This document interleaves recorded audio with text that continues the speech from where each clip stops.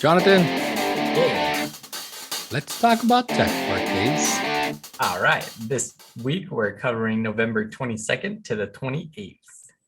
First off, we have Sean Fanning, who's known for Napster, Yeah, one of the this guy. coolest illegal music distributing sites ever. Well, it wasn't even a site. I mean, it was a peer-to-peer software. Yeah. It was well, I mean, let's talk about him first, right? Born in 1980. Man, I was I want to say I was 19 years old when this guy was born. Wow. And he came up with Napster in 1999. So when he was 19, he made Napster. Yeah. That's pretty crazy. Now, what's interesting is the name Napster. Do you know how that name came up? No. So apparently, this was his high school nickname. His high school nickname was Nappy because he actually had an afro. I know you can't tell based on the picture you see here, but he had an afro, which, in other words, is called nappy hair, right? Because it's kind of nappy. And so he decided to take that name and use the name Napster as the file peer-to-peer file sharing. And yeah, I mean, this software really had a whole lot of success to it, except for the fact that it was being marketed for the wrong reasons. Yeah. The marketing is what literally broke his software. It closed his company down basically. It just couldn't. It wasn't sustainable. What was interesting is that the company that started Napster, it was called, I believe it was called Snowcap. Was it? Snowcap. Yeah, I believe it was called Snowcap. Was it CEO? Oh, maybe not. Innovator, Snowcap along. Yeah. Oh, no. Okay, maybe not. Maybe it wasn't Snowcap. But what was interesting is that he also created a different.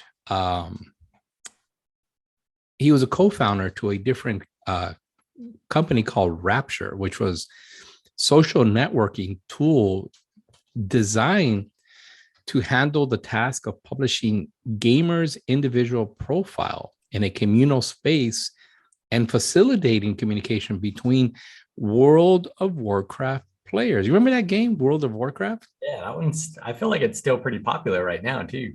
Is it really? Yeah. Oh, wow. I didn't realize it was still around. That's kind of cool. However, that company was quickly picked up by Electronic Arts.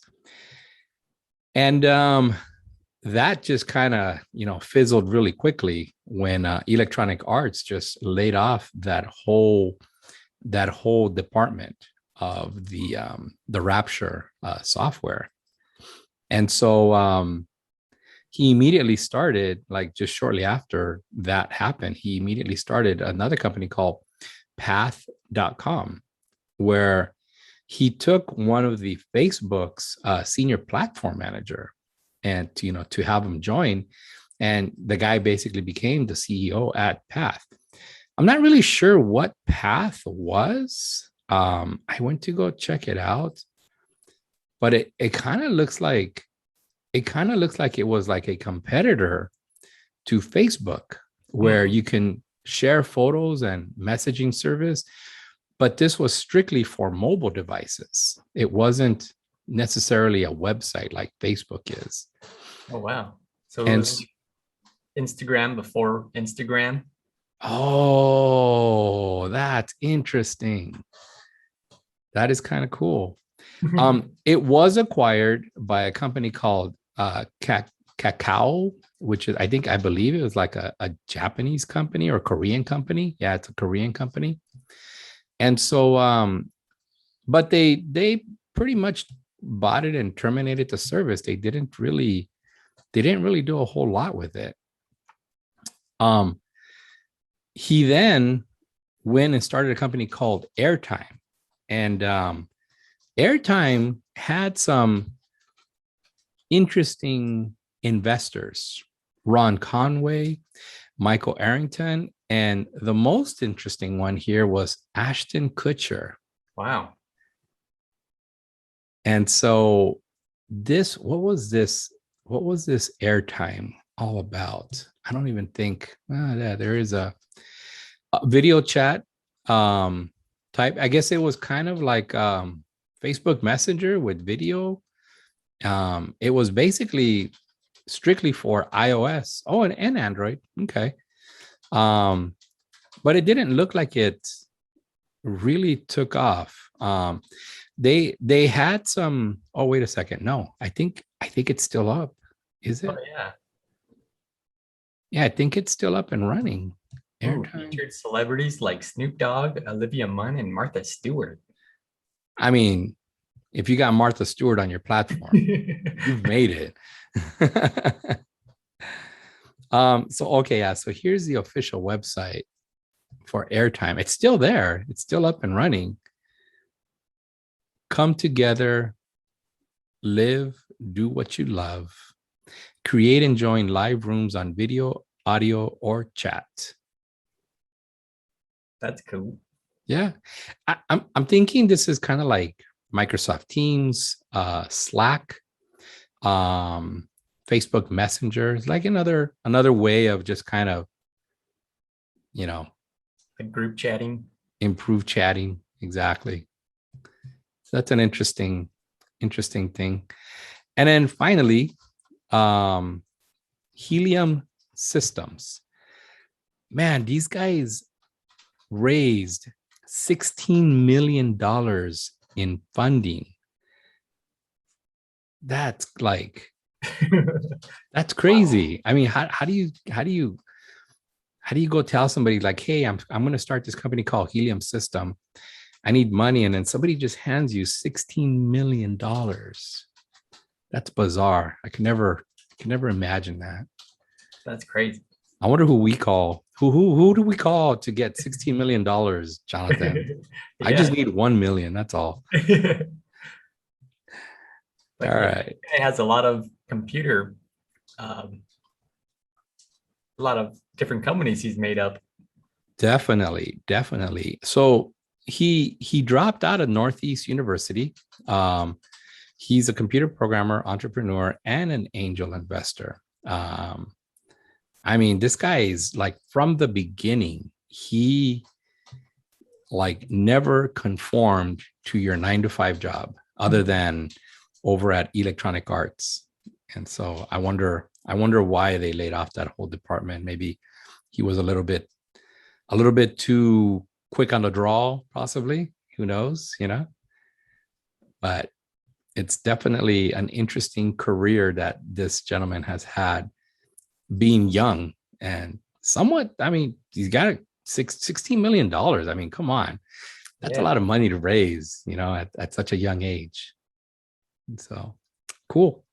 All right. Next up, we have Fujijiro Yamaguchi. Fujijiro. Oh, Fujijiro. Yeah. Fujijiro. And I think it's Yamauchi. Okay, so let's try to pronounce it all at once. Ready? Fujijiro Yamauchi. Yeah. I think we got it. And who is this guy? Why is he on tech? The Nintendo founder. Nintendo. First president and founder of Nintendo. Wait a second. But this guy was born in 1859. How does he come? I mean, I know Nintendo as a little handheld device you had as a kid. Yeah. 1859, they couldn't have had that. This is probably when they were still doing cards. That's right. Yeah, I don't think a lot of people know that Nintendo started off as a card game company. So they've always been involved in gaming, but it wasn't until the computer era that they came up with their console games. Prior to that, it was mostly card games, playing cards. Yeah. Interesting. And they don't even have a picture of them. That's crazy. Yeah, we'd have to look them up on the internet. Yeah, I mean, the guy passed away in 1940. What was interesting is that they don't even have the day that he passed away. He passed away at the age of 80, but they don't have they don't have like the actual day that he died. It just says January 1940. And a lot of them are just saying January 1st, but I don't think that's the real date that he passed away. But I don't know. This guy, I guess he gets credit for the company Nintendo, even though he had nothing to do with the actual Nintendo gaming console or the handheld game. Yeah. But I mean, he was the founder. He was one of the founders. So got to give him some credit. All right. And next up, we have Leo Michelin or Mechlin. I think it's Michelin. Is it Michelin or Mechlin? I wish I had the phonetic spelling on these things. Why is this guy so famous? He is known for Nokia. Yeah, didn't we talk about Nokia in our past episodes? I think so, yeah. There was something about Nokia. Now, Nokia, when you say Nokia, what comes to your mind, Jonathan? I imagine those indestructible phones that everyone talks about. Yeah. The Nokia phone company. So would you categorize them as a communication company? Yeah, I guess. Yeah.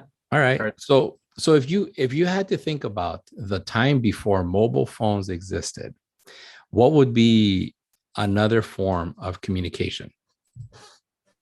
Either like telegraph or like mail, snail mail. Yeah, so that's another form of communication, right? I mean, before any type of telephone, it was paper, right?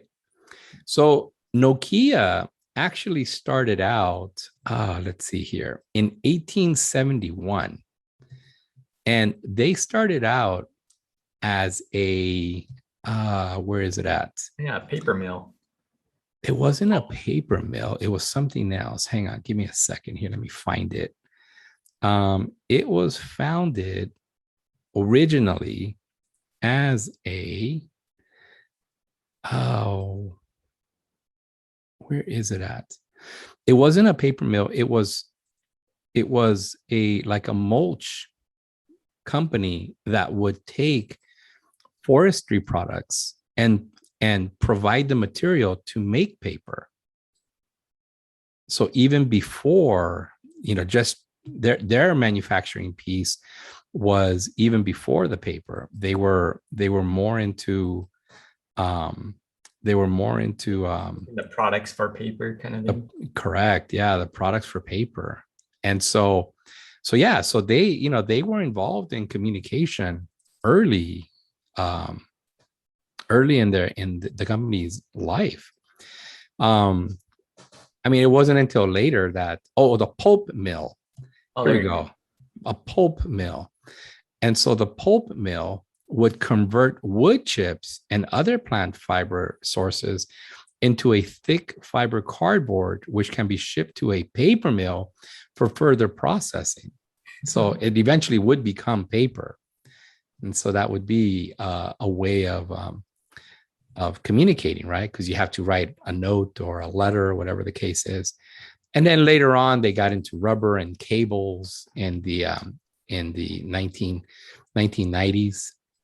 They got into the telecommunication infrastructure, and then eventually into the mobile telephone industry, where they came up with their GSM phone, their 3G phone, and the LTE phones. So it's for the types of bands that mobile phones would be able to communicate over. And then I guess when 2014, when Microsoft bought out their mobile telephone industry Oh yeah. to create the Windows Phone, and yeah, unfortunately that flopped greatly. Yeah, that flopped greatly. It was really bad, but yeah, this guy was one of the co-founders back in 1871 of Nokia. So even though he had nothing to do with the telephone industry as we know them, 1871 Nokia existed as a precursor to mobile communications, which was communications via paper, essentially. So, Wow. Pretty interesting. yeah, this guy has an interesting history. Well, that's all we have for Tech Birthdays this week. All right, until next time.